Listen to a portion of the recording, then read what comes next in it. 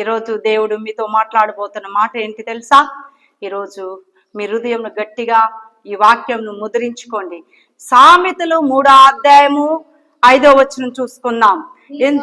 నీ స్వబుద్ధిని ఆధారం చేసుకోక నీ పూర్ణ హృదయముతో యెహోవా యందు నమ్మకించుకో. ఒక్కొక్కసారి మనమే త్రోవ తప్పే వారిగా ఉంటున్నాం.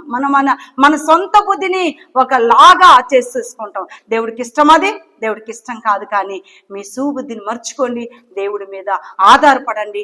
దేవుడు గొప్ప కార్యం చేస్తూ ఉంటాడు. ఎందుకంటే ఈరోజు నీ పరిస్థితి ఏమైందో తెలుసా?